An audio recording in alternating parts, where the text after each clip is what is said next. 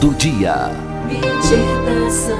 Continuamos aqui com a nossa meditação. Nós vamos ainda mais alguns dias, falando sobre esse livreto abençoado. A voz do povo não é a voz de Deus, de autoria de Fausto Rocha, o querido amigo já falecido. E ele faz, alusão àquilo que as pessoas, pela tradição religiosa, porque se você está numa tradição religiosa, você corre o risco de não estar alinhado com a palavra de Deus, e não é a religião que vai resolver o seu problema espiritual, é Jesus Cristo, é a palavra de Deus. Por isso é importante que você esteja alinhado com a palavra de Deus. Durante 52 anos, eu segui muito a tradição religiosa. E um belo dia, lendo a palavra, é interessante, eu costumo dizer, ontem eu fiz uma palestra lá em Jacareí, e eu falei ali que a minha experiência espiritual, ela aconteceu em câmera lenta, minha ficha caiu em câmera lenta, levou 6 anos, quando eu comecei verdadeiramente a me interessar pela palavra de Deus, que eu comecei a me aprofundar na leitura e no estudo da palavra, aquilo foi, clareando a minha mente, a minha visão espiritual foi se abrindo e, de repente, tudo ficou claro, muito claro.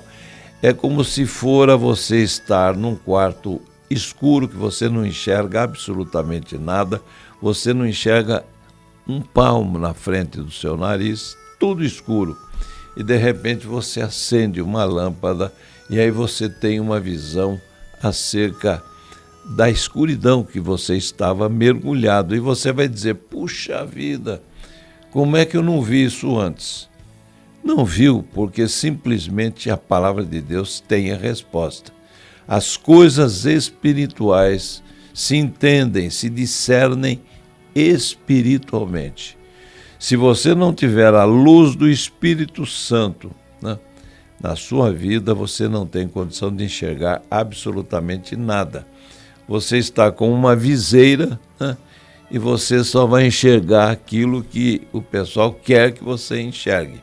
Isso acontece na tradição religiosa. Lembrando que o primeiro livro impresso, na imprensa inventada por Gutenberg, foi a Bíblia Sagrada. E no início, quando a Bíblia começou a ser distribuída, ela só era distribuída nas igrejas, para as lideranças religiosas, e essas lideranças tomavam cuidado de proibir a leitura da palavra de Deus pelos fiéis que frequentavam as igrejas. Então a palavra era proibida, porque você corria o risco as desculpas que se davam, Você corre o risco de interpretar erroneamente e você poderá sair do caminho, você poderá se desviar, mas na verdade a proibição a palavra explica-se por si mesma, É muito interessante. Você começa a ler a palavra, você tem começa a ter um vislumbre da verdade, Aquilo é uma luz que vai aumentando, e você de repente tem o discernimento acerca do que significa a palavra de Deus na vida de uma pessoa, E o Fausto Rocha, ele aborda nesse livreto, e é sobre isso que nós vamos falar hoje, a questão de você recorrer a um santo. Você fala, bom, Deus deve estar muito ocupado, tem bilhões de pessoas pedindo as coisas para Deus, então, eu não vou incomodar Deus, não, eu vou pedir para um santo da minha devoção, e ele vai interceder por mim junto a Deus. Essa é a voz do povo, né? Eu vou então pedir para o meu santo. Todo mundo tem, né? Ou pelo menos as pessoas da tradição religiosa têm o santo da sua devoção. Como eu também tinha. Aliás, eu tinha mais de um, né? Eu tinha devoção por 3 santas, né? Eu tinha devoção por vários santos. E eu constantemente, chegou uma hora que eu já não acreditava até em Deus, porque eu falava, puxa vida, eu peço tanto, e não acontece nada na minha vida. O ser humano tem inteligência e ele vai enxergando as coisas que de repente não casam com aquilo que ensinaram para você, sabe? Você começa a colocar, você se dá o direito da dúvida. E quando você se dá o direito da dúvida, você baixa a guarda. É aí que, se você clamar a Deus, né? Clamar, meu Deus, fala comigo e me explica, né? Você invoca a Deus, você recorre, assim, quase que em desespero a Deus, e Ele não deixa ninguém falando sozinho. Aí Ele começa a agir quando você se dá o direito da dúvida e baixa a sua guarda, sabe? E foi o que aconteceu comigo.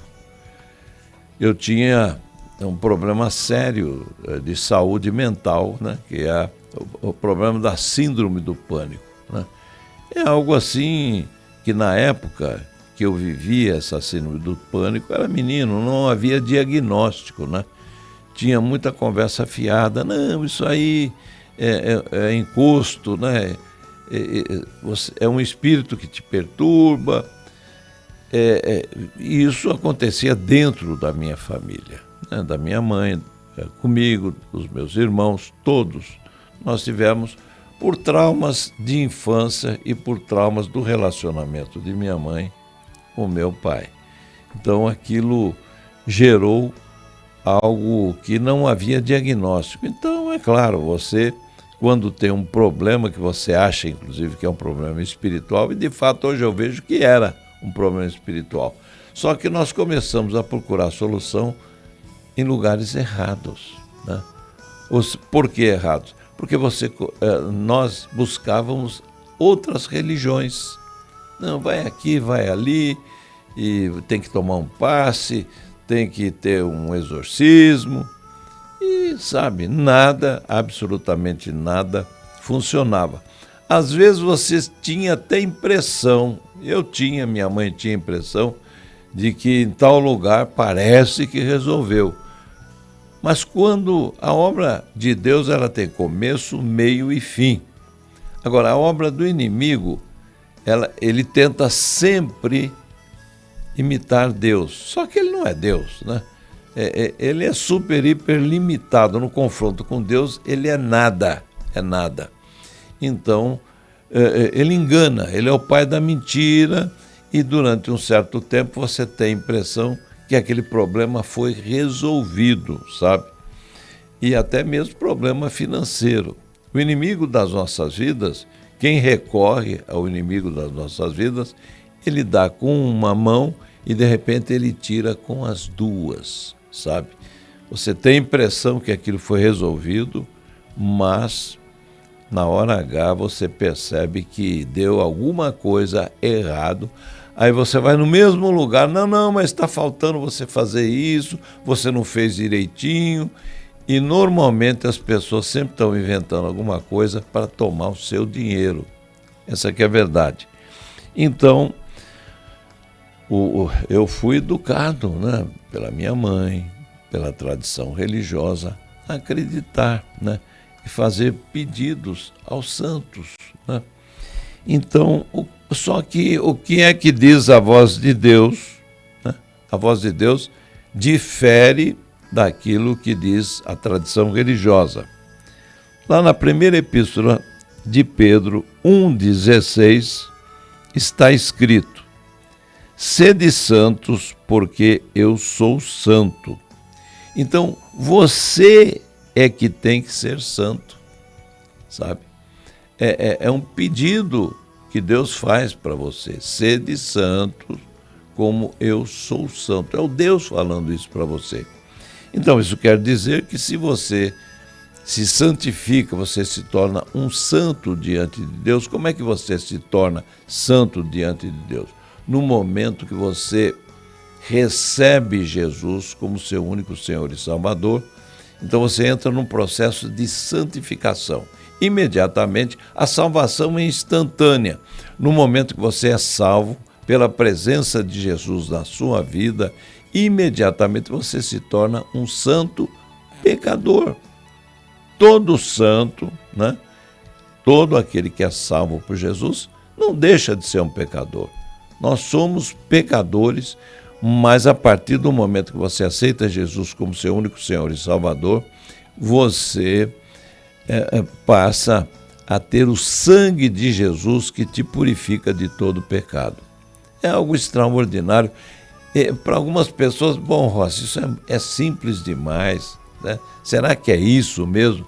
É isso mesmo, porque Jesus é humilde, Jesus é simples, né? Jesus não complica, sabe? Jesus te ama e Ele quer ter negócio com você. E o negócio dele é a sua salvação. Ele quer o melhor do universo para a sua vida, sabe? Nós temos mais passagens bíblicas que falam sobre essa questão. Está lá em Êxodo 20, 4 e 5. Um dos 10 mandamentos da lei de Deus, né, as tábuas da lei dadas ao povo de Deus por intermédio de Moisés, o que está escrito lá? Não farás para ti imagens de escultura, nem alguma semelhança do que há em cima nos céus, nem embaixo da terra, nem nas águas embaixo da terra. Não te encurvarás a elas, nem as servirás, pois eu, o Senhor teu Deus, sou Deus zeloso. Deus, algumas traduções, né, que diz que Deus é ciumento, Ele tem ciúmes. É incrível, né? Tem ciúmes de você, sabe? Ele te ama e Ele se entristece quando você começa a recorrer a outras entidades que não têm nada a ver com Ele, Deus, sabe? E aqui a palavra de Deus é muito clara acerca das imagens, né? E outra coisa, a idolatria não é apenas imagens, né? Tem gente que idolatra o dinheiro, idolatra às vezes um filho, idolatra uma pessoa, né? Mesmo nas religiões, né? Mesmo nas religiões, de repente a pessoa começa a idolatrar o líder de uma religião. Isso acontece dentro das igrejas evangélicas, na igreja católica, em muitas religiões. Há pouco tempo aquele João de Deus, né, que lá perto de Brasília, que fazia muitas operações espirituais, o pessoal idolatrava e de repente se descobriu que o sujeito era o próprio capeta, né? Violentando mulheres, abusando sexualmente de mulheres, e foi parar na cadeia. E aquele castelo que foi montado durante anos, o mundo todo vinha, né, venerar o tal de João de Deus, né? Aquilo desmoronou como um castelo de cartas, desabou porque estava esse castelo estribado, montado em cima de uma grande mentira. E lembrando novamente João 8,44, que o pai da mentira é o diabo. Ele mente, ele se transfigura, ele se transforma em anjo de luz para enganar as pessoas. Tudo é muito bonitinho, tudo é maravilhoso, sabe, palavras bonitas, às vezes montam um cenário maravilhoso, um clima com músicas suaves e tal, mas olha, isso é o inimigo das nossas vidas, atuando em nossas vidas. Então nós precisamos conhecer a palavra, que é a espada de 2 gumes, e você, com a palavra, você aprende a se defender das malandragens, né, do inimigo das nossas vidas, tá?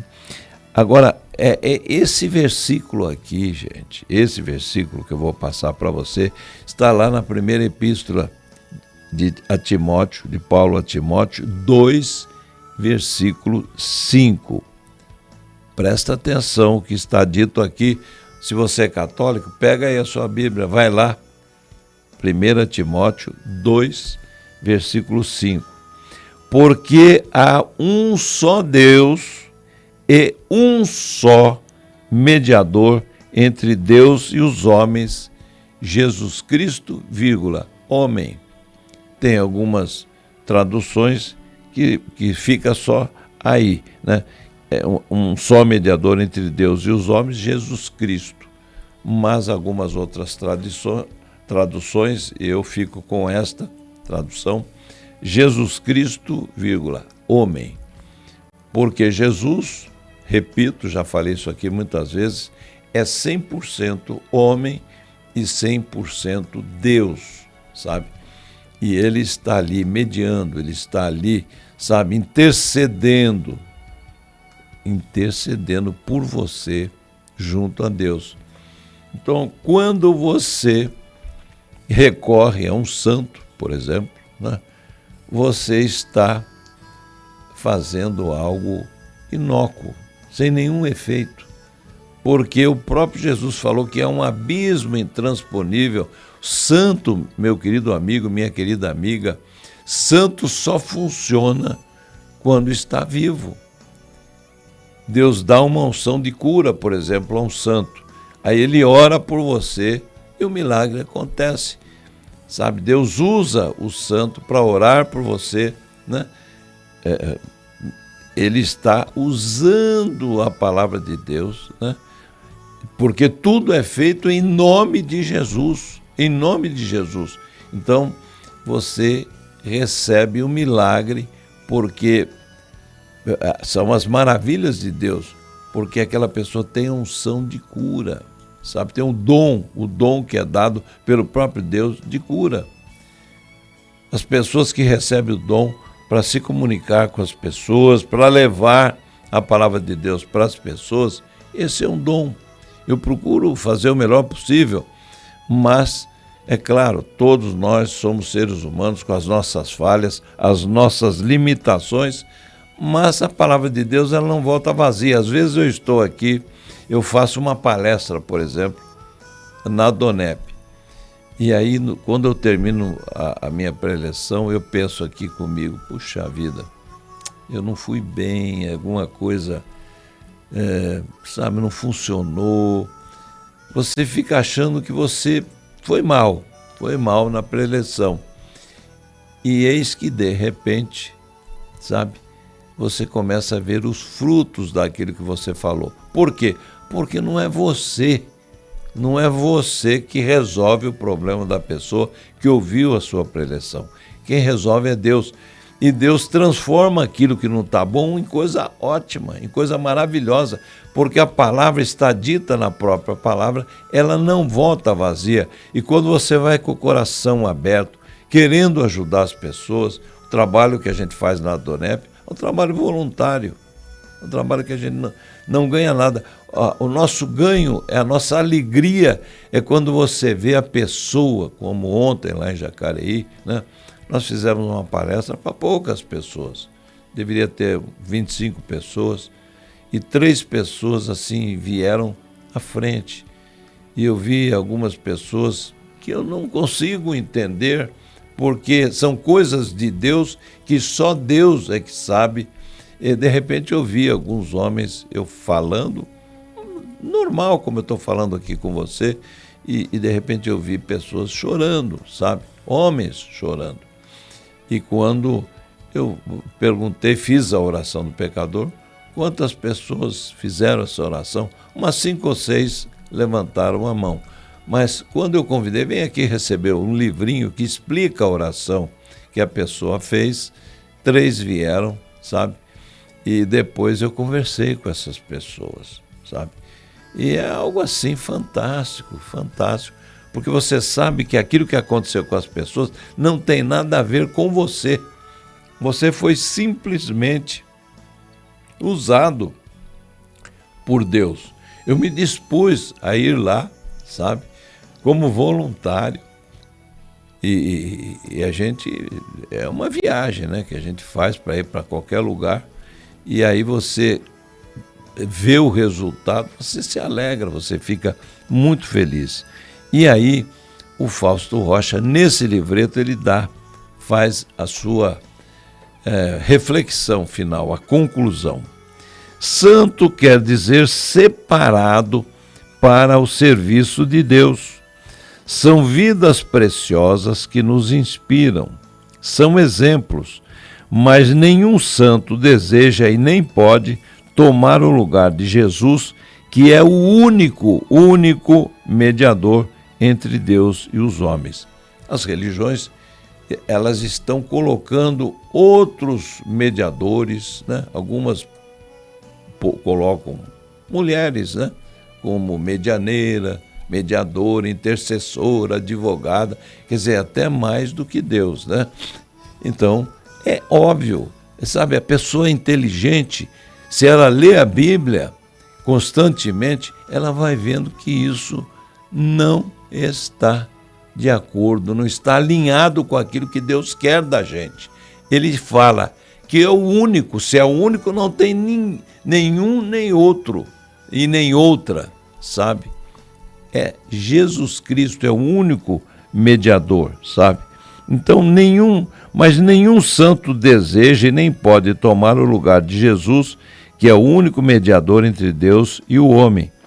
O sangue de Jesus vertido na cruz do Calvário é que nos dá acesso ao trono da graça de Deus. Lá em Romanos 8:34 está escrito, anota aí, Romanos 8:34. Pois é Cristo quem morreu, ou antes, quem ressurgiu dentre os mortos, o qual está à direita de Deus e intercede por nós. Jesus disse a Pedro, antes mesmo que ele negasse a Jesus, eu, porém, roguei por ti. Está lá em Lucas 22:32. Jesus rogou, quer dizer, intercedeu a favor de Pedro, sabe? E intercedeu junto a Deus. É Cristo quem intercede por nós junto a Deus Pai. Só Jesus faz isso. Jesus é Deus vivo. Ele é o nosso Salvador.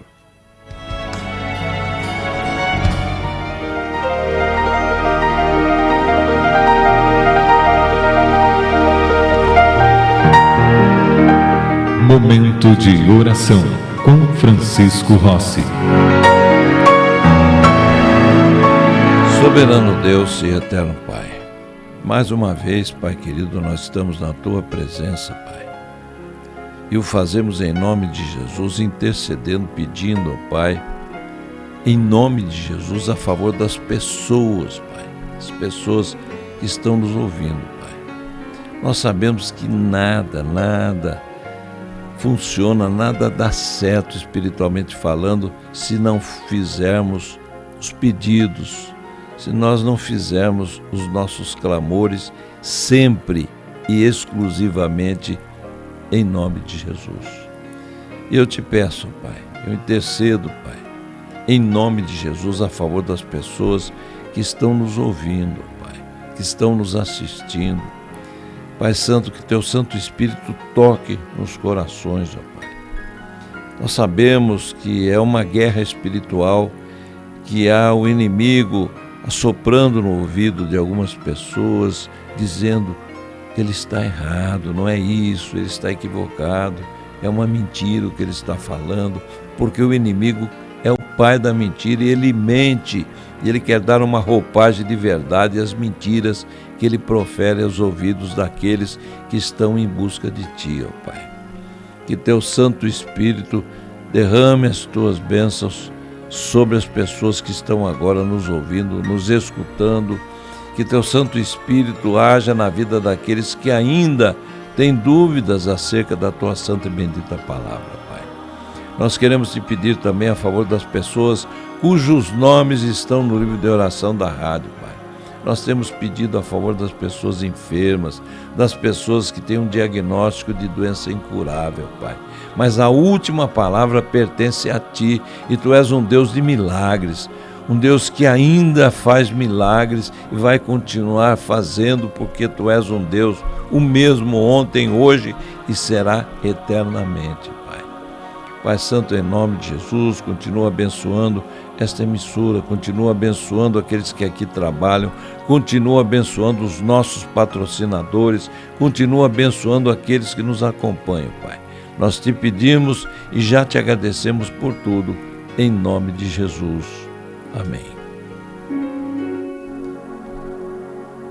Fiquem aí com esse louvor e até daqui a pouquinho, se Deus quiser, com a nossa mesa redonda.